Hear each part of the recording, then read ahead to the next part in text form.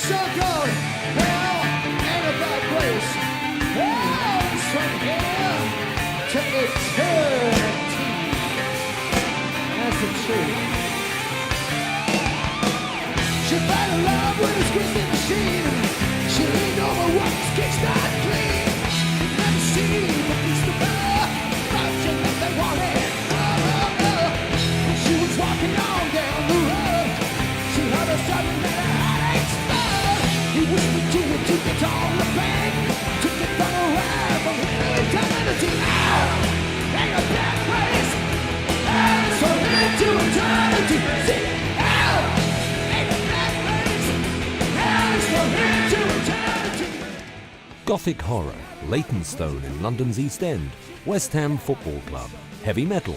At first glance, these things have absolutely nothing in common, until you add the name Steve Harris.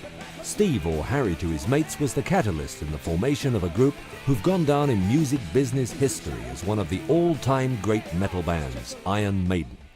Maiden, the band who've sold over 42 million albums, performed nearly 3,000 gigs worldwide, and have what is probably the most solid and faithful fan following of any group on the planet.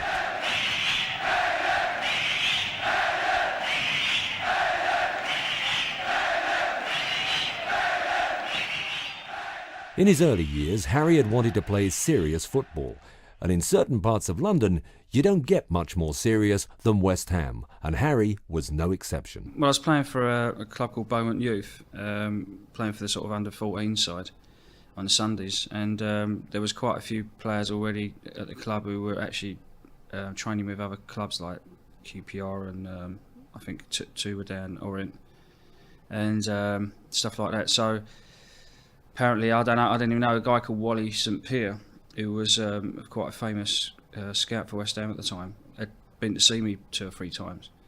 I didn't even know he'd been there. I didn't know what he looked like or anything like that. And then they just invited me down. But obviously, being West Ham, I was very pleased because that's my team. But so I trained down there when I was about 14 for about 9 months.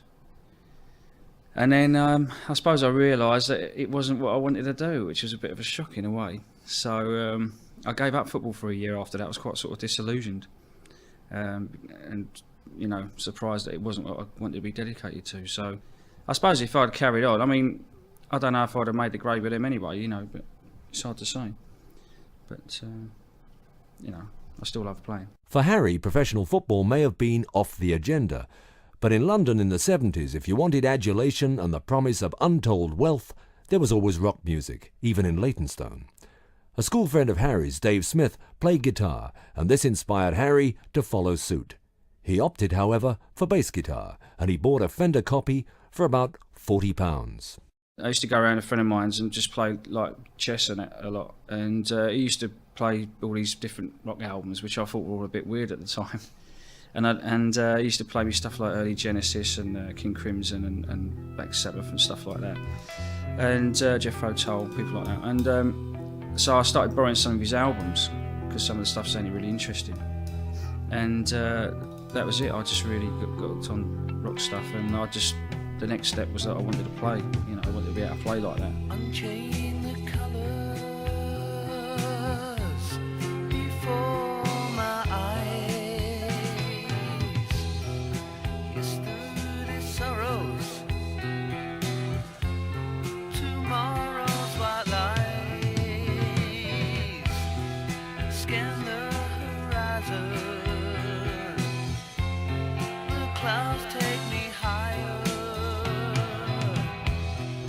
I shall return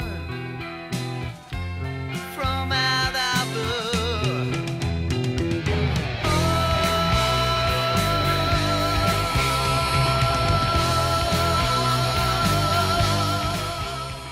Harry and Dave formed a group called Influence, who almost immediately became Gypsy's Kiss. But the Gypsies' career was short-lived, and Harry joined another East End band called Smiler. However, they didn't play the kind of music Harry was into at this time. He loved Wishbone Ash, UFO and the like, but Smiler was essentially a boogie band. They did try to play what Harry describes as his first proper song, but discounted it as having too many changes. He quit Smiler because of their musical differences and set about forming a band who would play the kind of music he was writing, the kind of music Steve Harris loved. By December 1975, he'd done just that.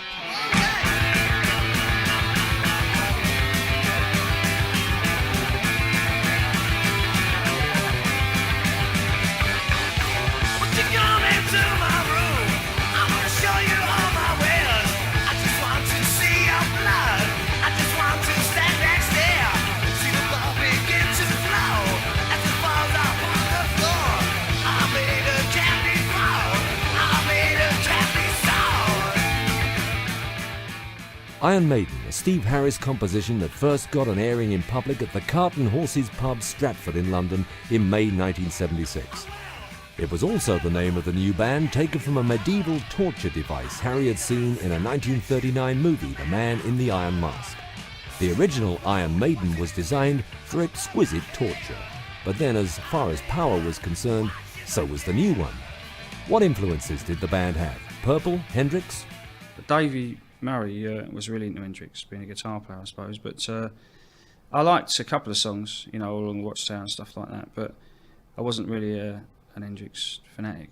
I was more into bands like some of the ones I've already mentioned, like King Crimson, Yes, Genesis, Jethro Tull, ELP, stuff like that. But I was also into Sabbath, Purple, Zeppelin, some of the obvious ones.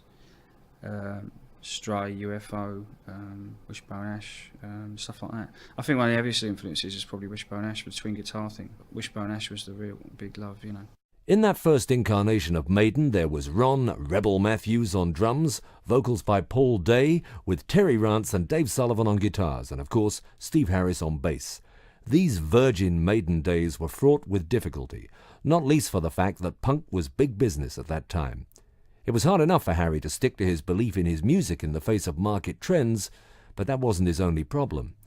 During the next few years, there were so many comings and goings in the band that Harry could easily have been forgiven for not knowing who was playing what and where they were playing it.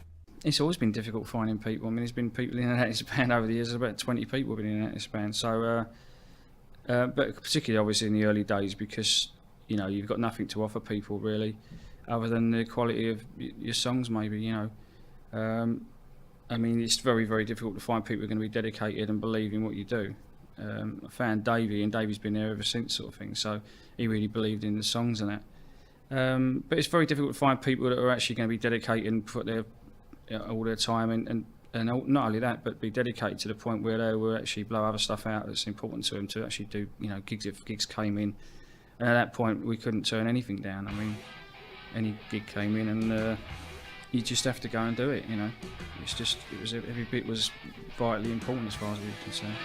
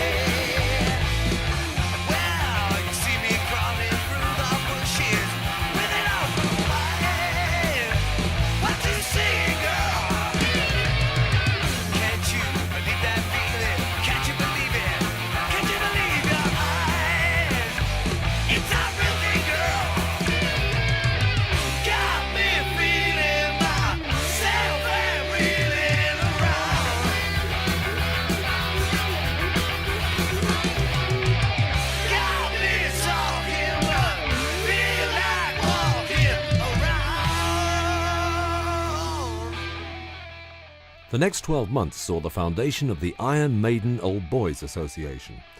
Apart from the original lineup, there was Bob Sawyer, Dennis Wilcock, Tony Moore, Terry Wappram, Thunderstick, Doug Sampson, Paul Cairns and Paul Todd. In all, there were 14 changes, but one of these would remain constant, with one small hiccup. Davey Murray. It was through a guy, Dennis Wilcox, who was one of the old singers. I'd played in the band with him and parted. And when he joined Iron Maiden, and when they were looking for a guitarist, he suggested me. So I went down for an audition with the band. I remember it was in a mobile home in the middle of a cow field in the countryside. And I remember carrying guitars and amps across this sort of muddy field, you know, cars and everything, into the back of this mobile, and we jammed a few of the songs, and it was, you know, just immediately like the spark happened. And for me, it was like playing this type of music. I'd finally found something that I knew that I could explore guitar playing and have a great time with it, you know. During '77, Iron Maiden established what was to be a fanatical fan base through their legendary gigs at the Ruskin Arms in East Ham and the Bridge House at Canning Town. But despite being seen by quite a few A&R men from the record companies, no one was interested in signing them. Perhaps that was why Dennis Wilcock, who'd remained as lead vocalist throughout many of the changes, decided to quit in the middle of that year, somewhat inconveniently, right before a gig at the Green Man in Plumstead. Drummer Thunderstick followed suit, and then there were two. Most musicians would have given up there and then, but not Harry and Dave. They found Doug Sampson. Cairns and Todd were here today and gone tomorrow, but most important of all, they needed a powerful new singer, a frontman. A friend of Harry's introduced him to a tear away from Chingford, Essex, who auditioned for the band. He did the Deep Purple number Dealer and cut himself a slice of rock legend. Paul Di'Anno made his first live appearance with Maiden at the Ruskin Arms on New Year's Eve, 1978.